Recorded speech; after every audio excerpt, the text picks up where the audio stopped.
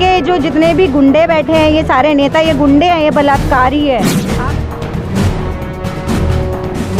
नहीं पता, इसीलिए ये लोग पढ़ने भी नहीं देंगे लोगों को। पढ़ेंगे तो सवाल पूछेंगे, सवाल पूछ रहे हैं इसलिए डंडे खा रहे हैं। ठीक है, एक लड़की की डेथ भी हुई है, अभी मीडिया नहीं दिखा रहा है। एक लड़की गायब भी है, उसने लास्ट टाइम जब कॉल की थी कुछ सेकंड की थी, इतना ही बता पाई थी कि मुझे पुलिस ने पकड़ लिया, उसके बाद उसका कुछ नहीं पता वो कहाँ है।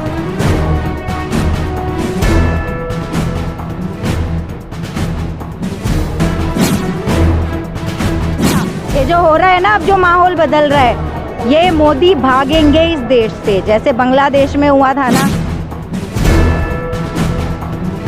250 लाख करोड़ का जो कर्जा हो गया है, अब 250 लाख करोड़ से ऊपर वर्ल्ड बैंक भी देगा नहीं पैसा। 250 लाख करोड़ ले चुके, अब जो दूसरा बंदा आएगा वो उसी को सही करने में 10 साल लगा देगा।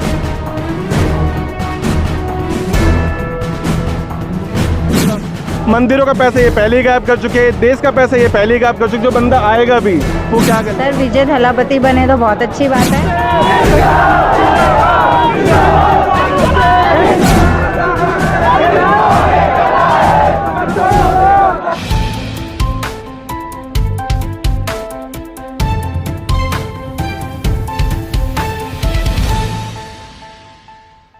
हेलो दोस्तों, इंडिया की न्यूज़ में आपका स्वागत है। इस वक्त मैं मौजूद हूँ दिल्ली का दिल कनॉट प्लेस के सर्कल पर, और आप देख रहे हैं मेरे पीछे एक गाड़ी खड़ी हुई है, दिल्ली पुलिस की गाड़ी जो है, एक ये है और एक दूसरी गाड़ी और है, वो भी मैं आपको दिखाऊंगा।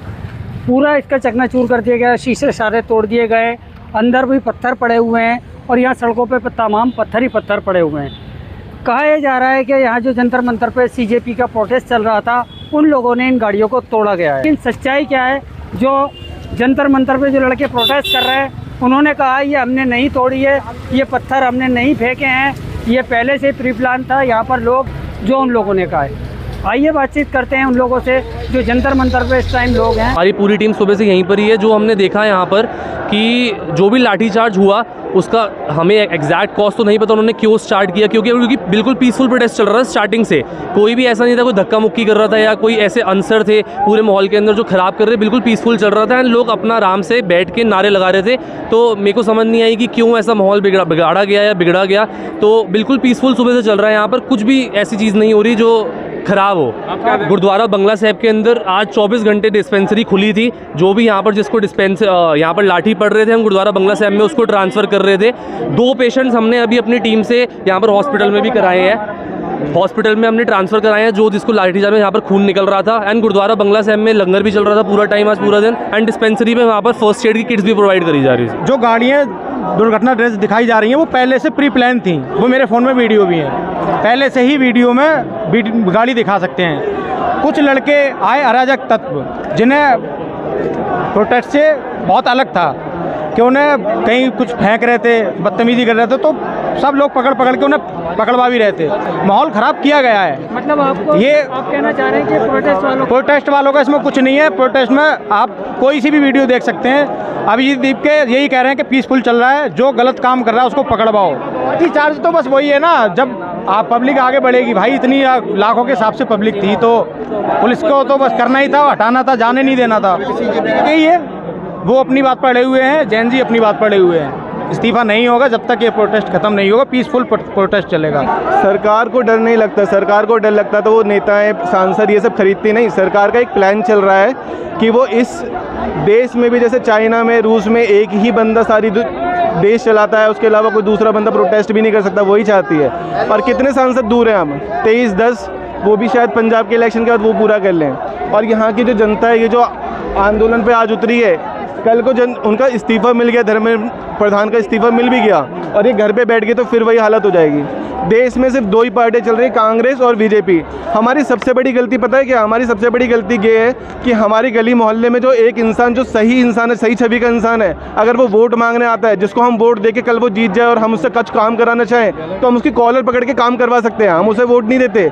बल्कि हमारे इलाके का जो दबंग व्यक्ति होता है, जो गाड़ी में, बड़ी बड़ी गाड़ी में आ रहा है, हम उसको वोट देके कल को उसके पास गिड़गिड़ाने जाते हैं कि आप ये काम कर दो। तो हम एक पार्टी को देखकर वोट देते हैं कि इस पार्टी का ये बंदा, इस पे करोड़ों रुपए की संपत्ति है, 700 करोड़। हमारे इलाके का सबसे बड़ा नेता, इस पे हज़ारों करोड़ का हम गर्व महसूस करते हैं। तो सबसे बड़ा सबसे पैसे वाला नेता है, बल्कि हम उस बंदे को इलेक्शन में वोट नहीं देते जो उस इलेक्शन में पहली बार खड़ा हुआ और गरीब आदमी है और जो कर सकता है और जिससे हम करवा सकते हैं काम। और बीजेपी सरकार ये बहुत अच्छे से जान चुकी है कि अब मोदी को तो आना है नहीं, उसका लास्ट इलेक्शन है। और दूसरी चीज़ें जो इतनी चीज़ें हो 2050 तक का वायदा कर रहे हैं, पर वो 250 लाख करोड़ जो वो पहले ही खा चुके हैं, उन्हें पता है ना कि अब वो आके भी क्या करेंगे। अब 250 लाख करोड़ से ऊपर वर्ल्ड बैंक भी देगा नहीं पैसा। 250 लाख करोड़ ले चुके, अब जो दूसरा बंदा आएगा वो उसी को सही करने में 10 साल लगा देगा। मंदिरों का पैसा ये पहले ही गायब कर चुके हैं, देश का पैसा ये पहले ही गायब कर चुके। जो बंदा आएगा भी वो क्या कर लेगा। और दूसरी चीज़, हम अभी भी इन प्रोटेस्टों में हम कहीं ना कहीं एक गलती कर देते हैं कि उन्हीं कांग्रेस वाली लोगों को आने का वो दे देते हैं, मौका देते हैं। हम क्यों आने दें, हम जब जानते हैं कि कांग्रेस भी चोर है, बीजेपी भी चोर है। आम आदमी पार्टी में भी केजरीवाल ने कई चीज़ हैं जो लाभ उठाए हैं, कई चीज उसने लाभ उठाए हैं, कई करोड़ों रुपए की उसने अपने घर में डेकोरेशन कराई। क्यों कराई? आप आम आदमी थे, आपने कहा था लाल बत्ती तक हटा देंगे, आपने भी वो चीज़ करी है। हर इंसान चोर है, बचा कौन? कोई नहीं बचा, सब चोर हैं। सत्ता में आने के बाद सब चोर हो जाते हैं। हर इंसान को ये करना चाहिए कि छोटी से छोटी पार्टियां जो खड़ी हो रही हैं, जो ईमानदार है, चाहे वो किसी पार्टी का हो चाहे नई पार्टी का, उसे वोट दो। वो गठबंधन से बनाए वो सही है, लेकिन इन बड़े बड़े चोरों को इलेक्शन में कभी खड़ा ना होने तो इन्हें वोट ना दो। सर, लड़की हो या लड़का, सबके साथ ही बुरा हुआ है। जो भी हुआ है सबके साथ इस सरकार ने गलत किया है। ठीक है, एक लड़की की डेथ भी हुई है, अभी मीडिया नहीं दिखा रहा है। एक लड़की गायब भी है, उस एक लड़की गायब भी है। आप मीडिया वाले आप सच पता करो ना, सोशल मीडिया पर इतना चल रहा है। एक लड़की गायब है, उसने लास्ट टाइम जब कॉल की थी कुछ सेकंड की थी, इतना ही बता पाई थी कि मुझे पुलिस ने पकड़ लिया, उसके बाद उसका कुछ नहीं पता वो कहाँ है। तो आप मीडिया आप पता कीजिए। और लड़कियों के साथ क्या, यहाँ पूरे यूथ के साथ गलत ही हो रहा है। और ये सरकार जब से आई है ना इस देश में, तब से गलत ही कर रही है, सही इसने कुछ नहीं किया है। मोदी जी 2050 तक जिंदा रहेंगे। उनकी एज कितनी है? 5 साल तो बर्थ सर्टिफिकेट में अभी कम करवा के चुनाव जीत के बैठे हैं। ठीक है, वो भी 2 लोगों से, वो भी 2 लोगों के बलबूते। ठीक है, ये वो वाली सरकार है, 2 लाठियों के भरोसे आए हैं मोदी जी। ठीक है, और वो कभी कर ही नहीं सकते। और मोदी जी का भरोसा है कि वो 50 साल तक जिएंगे। जैसे वो 2 करोड़ हर साल रोजगार दे रहे थे ना, ऐसे ही वो 2050 तक इसको विकसित भारत बना पाएंगे। उलझाया उस दिन इन बातों को छुपाने के लिए अपने भ्रष्टाचार को। इनके जो जितने भी गुंडे बैठे हैं, ये सारे नेता, ये गुंडे हैं, ये बलात्कारी है। आप उठा के देख लो हिस्ट्री इन लोगों की, सारे गुंडे हैं, सारे अनपढ़ हैं, गवार है।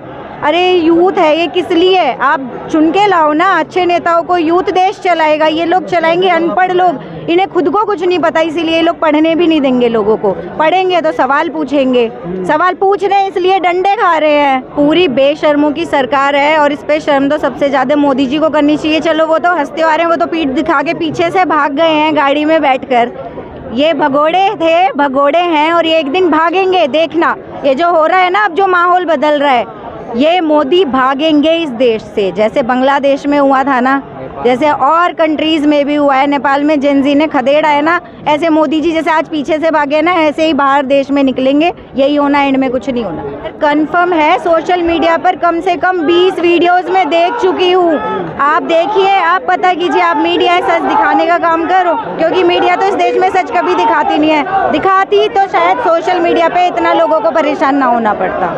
आप किसे प्रधानमंत्री फिर देखना चाहती हैं? क्या विजय? सर, विजय थलापति बने तो बहुत अच्छी बात है। और अगर यहाँ की बात है कि अगर वो प्रधानमंत्री नहीं बन सकते, तो मैं तो राहुल गांधी जी को चाहूँगी। राहुल गांधी जी को चाहूँगी मैं उनके बाद। स्टूडेंट्स की, जनता की बात को, उनके दर्द को समझने वाले राहुल गांधी जी है, क्योंकि वो फैमिली का दर्द जानते हैं। उनके पास बहन है, मम्मी है, पापा थे, दादी को खोया है, उन्हें पता है फैमिली का दर्द क्या होता है। और जिस देश के नेता को, राजा को पता होता है परिवार का दर्द, वो ही चला सकता है। ये लोग क्या चलाएंगे? इनके खुद के तो फैमिलीज है नहीं, बच्चे हैं नहीं। आज इनके बच्चे सड़क पर अगर पिट रहे होते तो शायद इन्हें दर्द होता। और मैं सही बताऊँ तो इतने निकम्मे हैं, इन्हें तब भी नहीं होता, ये उनको भी मरवा देते अपनी राजनीति के लिए। पार्टी वही रह रही है। आप अदला बदली कर आप विधायकों को खरीद रहे हैं, एमपीज़ को खरीद रहे हैं।